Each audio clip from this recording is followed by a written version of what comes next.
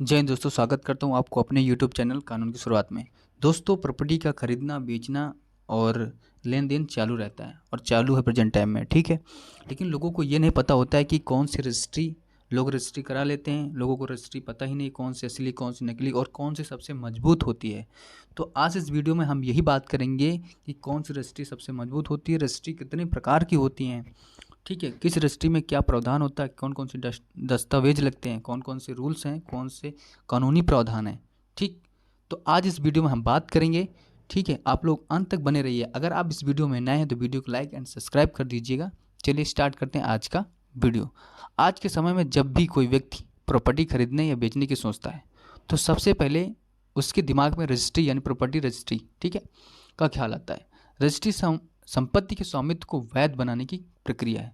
यानी कि आपके पास रजिस्ट्री है तो यानी जो संपत्ति आपके पास है आप उसके वैध मालिक होंगे, ठीक, यानी कि वो ज़मीन आपके नाम होगी।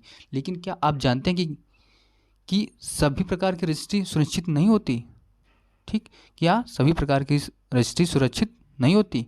कुछ रजिस्ट्रियों को भविष्य में रद्द भी किया जा सकता है।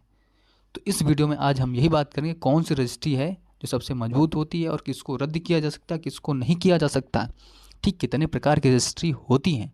चलिए स्टार्ट करते हैं। हम कुछ शॉर्ट में थोड़ा जानेंगे, शॉर्ट में क्या रजिस्ट्री का प्रकार और सुरक्षा और विशेषताएं, ठीक। चलिए थोड़ा, यानी सेल डीड क्या होती है? सेल डीड यानी कि सबसे सुरक्षित रजिस्ट्री मानी जाती है, प्रॉपर्टी का पूर्ण स्वामित्व देता है। यानी कि सेल डीड वो होती है कि यह सुरक्षित मानी जाती है, सबसे पक्की रजिस्ट्री मानी जाती है और प्रॉपर्टी का सबसे स्वामित्व अधिकार देती है। अगर आपने ज़मीन खरीदी तो उसके पूरा अधिकार आपके पास ही रहेगा, ठीक है। Sale deed. पट्टा सीमित समय के लिए स्वामित्व या सरकार द्वारा नियंत्रित, ठीक है। नोटरी एग्रीमेंट वैध नहीं मानी जाती। नोटरी एग्रीमेंट यानी कि कुछ समय के लिए होता है, ठीक है। अदालत में चुनौती दी जाती है तो वो रद्द हो जाती है। इसको कभी इस तरह के कभी मत करवाइएगा, ठीक है। गिफ्ट डीड बिना किसी विवाद के संपत्ति का हस्ताक्षर, ठीक। उसके बाद वसीयत क्या है? मृत्यु के बाद संपत्ति का हस्तांतरण, विवाद की संभावना। Power of attorney, power of attorney क्या? अस्थायी अधिकार हमेशा सुरक्षित नहीं होता। यानी कि आपको कोई भी संपत्ति मिल गई है, ऐसे आप सोच रहे हैं उसके कब्जा कर लेते हैं तो क्या वो आपकी हो जाएगी? नहीं भाई, इतनी जल्दी आपकी नहीं हो जाएगी। तो उसे वो अपने कोई अस्थायी अधिकार है और आपने करवा लिया है ज़मीन की रजिस्ट्री, तो आप सोच रहे हैं कि वो रजिस्ट्री पक्की हो गई, तो ऐसा नहीं, वो हमेशा सुरक्षित नहीं होगी। इन फ्यूचर वो क्या कर दी जाएगी? रद्द कर दी जाएगी। तो रजिस्ट्री क्या होती है हम बात करेंगे, ठीक है। रजिस्ट्री एक कानूनी प्रक्रिया जिसमें संपत्ति का स्वामित्व एक व्यक्ति से दूसरे व्यक्ति को ट्रांसफ़र किया जाता है। यह प्रक्रिया रजिस्ट्रेशन एक्ट 1908 के तहत होती है, ठीक है। रजिस्ट्री के फायदे क्या हैं? संपत्ति का कानूनी स्वामित्व प्राप्त होता है, भविष्य में विवादों से बचाव होता है, बैंक से लोन लेने में मदद मिलती है। कौन कौन से दस्तावेज जरूरी हैं? आधार कार्ड और पैन कार्ड, विक्रेता खरीदारी के पहचान प्रमाण, ठीक है। स्टाम्प ड्यूटी रजिस्ट्रेशन शुल्क प्रमाण पत्र, 2 गवाहों की उपस्थिति होती है इसमें, 2 गवाह लगते हैं। स्टाम्प ड्यूटी और रजिस्ट्रेशन शुल्क भी लगता है। उसके बाद रजिस्ट्री टाइप्स, कौन कौन सी रजिस्ट्री होती हैं? एक सेल डीड होती है, यह सबसे महत्वपूर्ण रजिस्ट्री या सुरक्षित प्रकार की रजिस्ट्री होती है। इसमें संपत्ति का पूरा स्वामित्व खरीदार को मिलता है।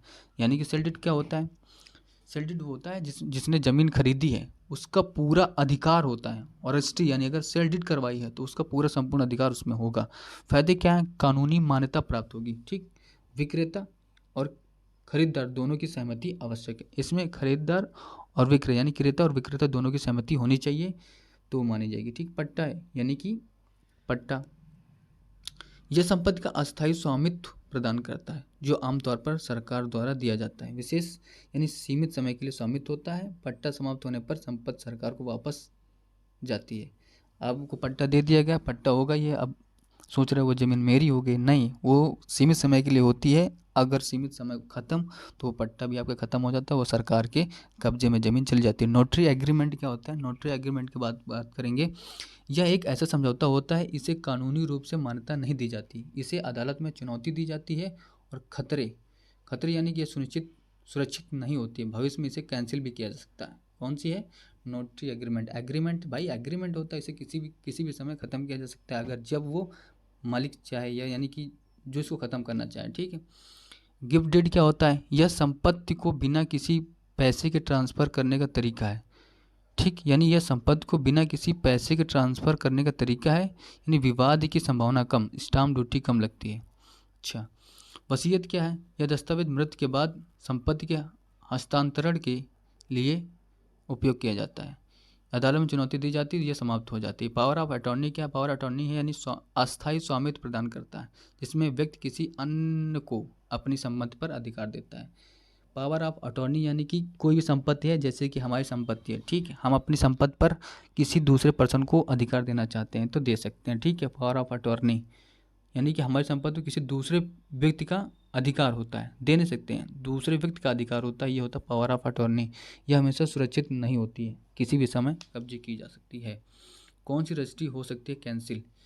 तो नोटरी एग्रीमेंट, इसे अदालत में आसानी से चुनौती देने पर कैंसिल हो सकती है। पावर अटॉर्नी अगर सही दस्तावेज नहीं है तो यह रद्द किया जा सकता है। पट्टे की अवधि समाप्त हो जाती है, इसलिए पट्टा मत कराया कीजिए, ठीक है। रजिस्ट्रेशन प्रक्रिया कैसे करें? ऑनलाइन प्रक्रिया क्या है? सरकार यानी राज्य सरकार की आधिकारिक वेबसाइट पर जाएं, जरूरी दस्तावेज अपलोड करें, स्टाम्प ड्यूटी रजिस्ट्रेशन शुल्क का भुगतान करें, उप पंजीकरण कार्यालय में जाकर फाइनल सत्यापन कराएं। उसके बाद ऑफलाइन प्रक्रिया क्या? उप पंजीकरण कार्यालय में जाएं, सभी दस्तावेज प्रस्तुत करें, गवाहों की उपस्थिति सुनिश्चित करें, शुल्क का भुगतान करके पूरी प्रक्रिया करें, ठीक है। अब रजिस्ट्रेशन शुल्क और स्टाम्प ड्यूटी भारत में समान शुल्क, यानी स्टाम्प ड्यूटी क्या? प्रॉपर्टी मूल्य का लगभग 4% या 6%, ठीक है। पंजीकरण शुल्क प्रॉपर्टी का मूल्य या लेन 1%। अगर उदाहरण देखा जाए, अगर प्रॉपर्टी की कीमत 50 लाख रुपए है तो स्टाम्प ड्यूटी यानी 2 लाख रुपए, यानी कि अगर प्रॉपर्टी आपकी 50 लाख की है तो स्टाम्प यानी कि जो आपकी नोटरी या रजिस्ट्री होगी, लगभग उसमें खर्चा बैठेगा 2 से 3 लाख। पंजीकरण शुल्क यानी 50,000 खाली लग जाएगा, पंजीकरण करने में 50,000, उसके बाद नोटरी अगर पक्की होगी तो उसमें 2 लाख 3 लाख का खर्चा बैठ जाएगा। ये है पूरा सिस्टम, ठीक है। जय हिंद दोस्तों, मिलते हैं नेक्स्ट वीडियो में।